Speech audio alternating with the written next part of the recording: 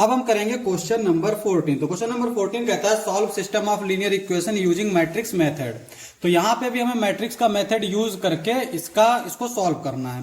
तो कैसे सॉल्व करते हैं, देखो मैट्रिक्स फॉर्म में इसको हम लोग जब लिखते हैं तो ये क्या आता है, AX is equal to B, जहां पे A जो है वो हमारा क्या हो जाता है, इसके कॉफिशिएंट यानी 1, -1, 2, 3, 4, -5, 2, -1, 3, और x क्या हो जाता है हमारा, इसके वेरिएबल्स x, y, z, और b क्या हो जाता है इधर वाले एलिमेंट 7, -5, 12, ये आ जाता है। अब हमें निकालना क्या है, हमें सॉल्व करना है इस AX is equal to B को। तो कैसे सॉल्व करते हैं, x को हम इधर ही रखते हैं, A को इधर ले जाते हैं, तो ये हो जाता है A इनवर्स B। इसका मतलब इसको सॉल्व करने के लिए हमें किसकी जरूरत पड़ेगी, A इनवर्स की। और A इनवर्स हम लोग कैसे निकालते हैं, A inverse is equal to, ये हमारा इक्वल होता है adjoint A upon determinant of A। तो A इनवर्स हम लोग ऐसे निकालते हैं। एडजॉइन निकालने के लिए हमें कोफैक्टर की जरूरत पड़ती है, तो हम पहले कोफैक्टर्स फाइंड कर लेते हैं। तो A11, A12, A13, हम इसको इस तरह से लिखते हैं ताकि हमें बाद में ट्रांसपोज वगैरह लेने की जरूरत ना पड़े, डायरेक्ट हम जो है कोफैक्टर रख के हम एडजॉइंट निकाल लें। तो A11 हमारा क्या आएगा, फर्स्ट कॉलम को स्किप करेंगे तो इसको इससे मल्टीप्लाई करेंगे, 4 3 12 आ जाएगा। इसको इससे मल्टीप्लाई करेंगे तो ये माइनस माइनस प्लस हो जाएगा, और एक माइनस फार्मूले वाला, तो ये आ जाएगा 5। अब यहां पे 12 में से 5 जाएगा, कितना बचेगा, 12 में से 5 गया 7, तो ये 7 बचेगा। ठीक है, इसी तरह से 1 2 निकालेंगे, यानी फर्स्ट रो सेकंड कॉलम, तो ये फर्स्ट रो हो गई और ये सेकंड कॉलम, 3 3 9। और देखो यहां पे ये भी चीज याद रखेंगे कि इनका अगर सम इवन नंबर है तब तो साइन चेंज नहीं करेंगे, लेकिन अगर 1 2 है तो साइन माइनस का लगा देंगे। तो यहां पे ये माइनस, और first row second column 3 3 9 minus 5 2 10, minus का 10।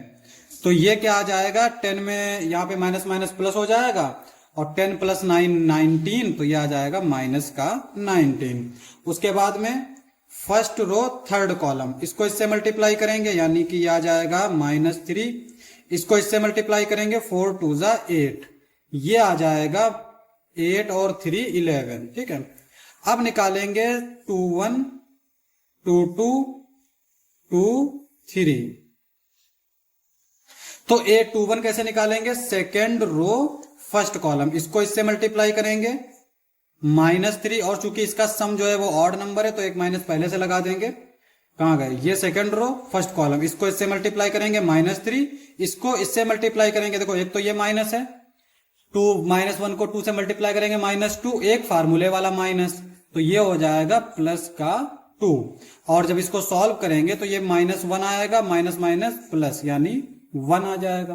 ठीक है, इसी तरह से सेकंड रो सेकंड कॉलम, तो क्या आएगा, 3 1 3, इसको इससे मल्टीप्लाई करेंगे -4, तो ये आएगा माइनस का 1। सेकंड रो थर्ड कॉलम, इसको इससे मल्टीप्लाई करेंगे, देखो एक तो इनका सम ऑड नंबर है तो एक माइनस पहले ही लगा देंगे, इसको इससे मल्टीप्लाई करेंगे -1, इसको इससे मल्टीप्लाई करेंगे -2। ठीक है, सेकेंड रो थर्ड कॉलम, इसको इससे मल्टीप्लाई किया -1, इसको इससे मल्टीप्लाई करेंगे, ये 2 है ये -1 है, तो 2 -1 -2, और एक फार्मूले वाला माइनस, तो ये प्लस का 2 हो जाएगा।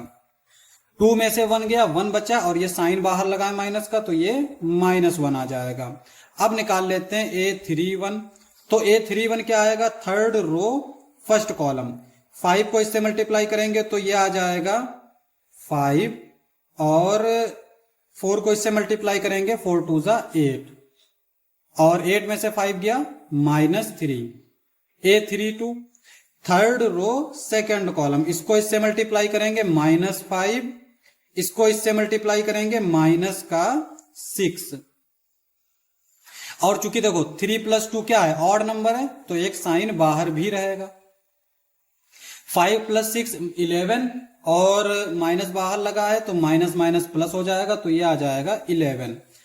A33 क्या आएगा हमारा, थर्ड रो थर्ड कॉलम, तो 4 1 जा 4 और ये है 3 को 1 से मल्टीप्लाई करेंगे तो ये -3 आएगा और एक फार्मूले वाला माइनस, तो ये प्लस का 3 हो जाएगा। 4 + 3 7, तो ये आ गया। एडजॉइन ए क्या हो जाएगा, एडजॉइन ए जो चीज जैसा दिख रहा है ना ऐसे ही उतार देंगे, ये हो जाएगा 7 1 -3 -19 -1 11 -11 -1 और ये 7, तो ये आ गया एडजॉइन ए। अब चूंकि हमें इनवर्स निकालना है, इनवर्स के लिए हमें डिटर्मिनेंट की भी जरूरत पड़ती है, तो डिटर्मिनेंट हम इनमें से किसी से भी फाइंड कर सकते हैं। यहां पे हम इसका इस्तेमाल करके भी फाइंड कर सकते हैं। तो इसका इस्तेमाल करके कैसे फाइंड करते हैं, कोफैक्टर का इस्तेमाल करके हम लोग डिटर्मिनेंट निकालना जानते हैं। A11 A11 A12 A12 A13 A13। अब A11 क्या है हमारा 1 और A11 क्या है 7। A12 क्या है हमारा -1, A12 क्या है हमारा -19, A13 क्या है हमारा 2 और A13 क्या है -11। ठीक है, ये आ गया। और इसको अगर हम सॉल्व करेंगे तो ये हमारा आ जाएगा, देखो 7 ये आ जाएगा प्लस का 19, ये आ जाएगा माइनस का 22। 22 में से 19 गए -3 और 7 में से 3 गया 4, तो ये आ गया 4। तो इसका डिटर्मिनेंट जो है वो आ गया 4। तो अगर हम इसको डिटर्मिनेंट से डिवाइड कर दें यानी 1/4 से, तो यही हमारा A इनवर्स हो जाएगा। अब हमें x y z ये किसके इक्वल आएगा, A इनवर्स B, यानी ये जो है इसका इस्तेमाल करेंगे। A इनवर्स हमारा क्या है 1/4 7 1 -3 -19 -1 11 -11 -1 7, ये आएगा। B जो है वो हमारा है 7 -5 12, ये आ जाएगा।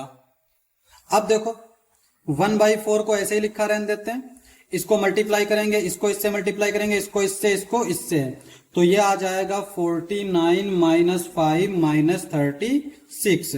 उसके बाद में इसको इससे, इसको इससे, इसको इससे मल्टीप्लाई करेंगे तो ये आ जाएगा -133। 19 7 जा 133 प्लस का 5 और इसको इससे मल्टीप्लाई करेंगे तब ये आएगा 132।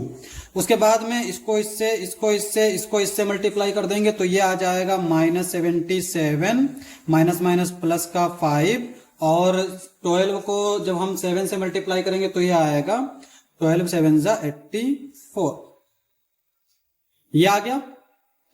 अब यहां पे ये है हमारा x y z किसके इक्वल हो जाएगा, देखो 1/4 अभी ऐसे ही लिखा रहने देते हैं।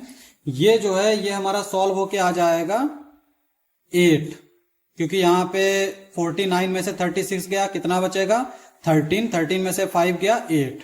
ठीक है, उसके बाद यहाँ पे 132 है, 132 में से अगर 132 गया, 133 में से 132 गया तो -1 और 5 में से 1 गया तो 4।